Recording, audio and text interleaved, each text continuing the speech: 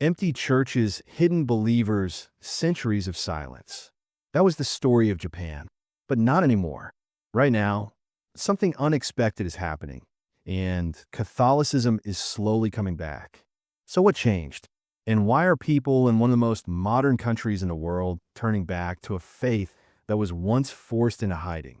Stay with me until the end, because this story is not just about religion. It's about survival, identity, and a quiet comeback that most people never saw coming. To understand what's happening today, we have to go back in time. Hundreds of years ago, Christianity first arrived in Japan. At the beginning, it spread quickly. People were curious. Some accepted the new faith, and small Christian communities started to grow. But this didn't last. Soon, the government saw Christianity as a threat. It was seen as something foreign, something that could change the balance of power. And then everything changed. Christianity was banned. Strict laws were put in place.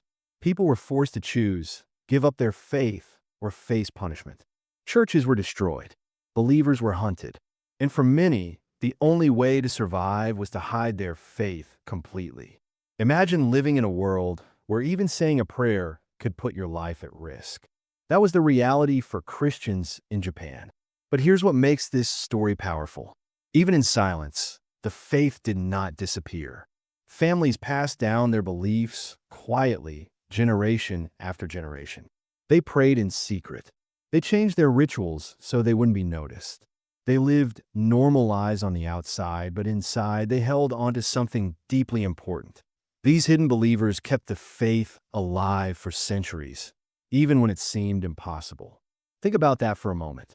No churches, no public gatherings, no open worship, just quiet belief passed from parents to children. This alone makes the story of Christianity in Japan one of the most unique in the world. But what's even more surprising is what happened next. After many years, the ban was lifted. Christianity was allowed again. Churches could be rebuilt. People could worship openly. But by that time, Japan had already changed. Society had moved in a different direction. Religion was no longer at the center of daily life. And even though the doors were open again, Christianity remained a small part of the population. For a long time, it stayed that way.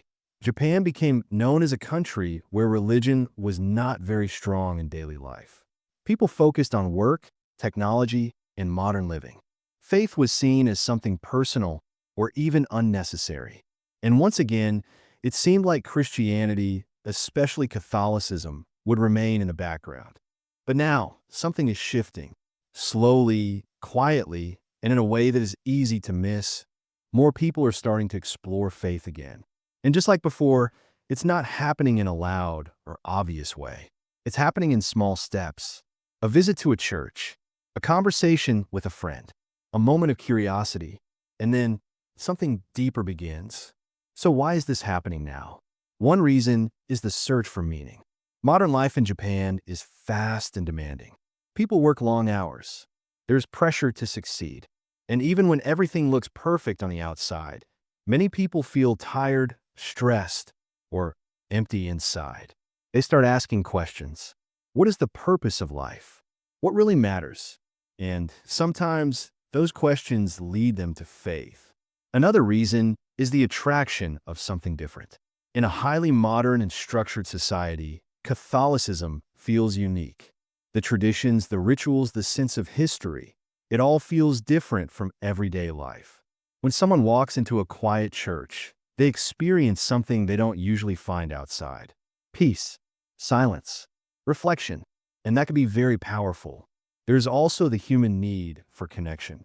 In a world where many people feel alone, even in big cities, faith communities can offer something special. A place where people are welcomed. A place where they can talk, share, and feel understood. This sense of belonging can be one of the strongest reasons why people stay. But here's something even more interesting. Many of the people exploring Catholicism in Japan today are not doing it because of family tradition. They're choosing it on their own. They are reading, learning, and asking questions. This makes their journey very personal. It's not about following the past. It's about discovering something new. And just when you think this is a small movement, there's more to the story. The influence of global culture is also playing a role. Through the internet, people in Japan can see what's happening in other parts of the world. They see stories of faith, conversion, and community. They see that religion is not disappearing everywhere. And this opens the door to curiosity. At the same time, there's a quiet respect for history. Japan is a country that values tradition. And when people learn about the hidden Christians who kept their faith alive for centuries, it creates a deep sense of respect. It shows strength, patience, and belief. And for some, that story becomes a reason to explore the faith themselves. But let's pause for a moment and think about something important. This is not a sudden explosion. It's not something you will see in big headlines every day. It's slow. It's quiet. But that's what makes it powerful. Because real change often starts this way, one person at a time. And here's the question you might be asking now. Is this going to continue? Is Catholicism really coming back in Japan? Or is this just a small moment? The truth is, no one can say for sure. But the signs are there. Interest is growing. Conversations are happening. And more people are asking questions than before. Another important detail is how people experience faith today. It's not always the same as in the past. Some people connect through music, others through reading, some through quiet reflection. The path is different for everyone, and this flexibility makes it easier for people to explore without feeling pressure. Also, the role of personal stories cannot be ignored. When someone shares how faith changed their life, it can inspire others. It makes the idea of belief feel real, not distant. And in a place like Japan, where religion has been quiet for so long, these stories can have a strong impact. Now think about this.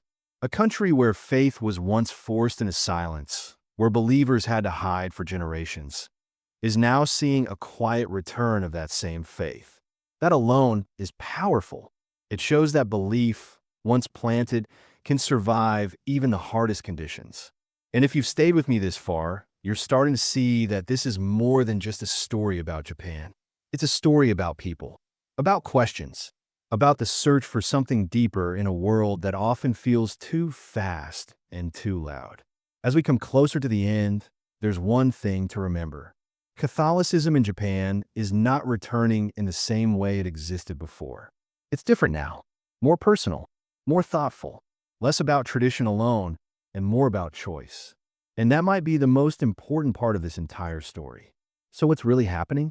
After centuries of silence, the faith that once survived in secret is being rediscovered.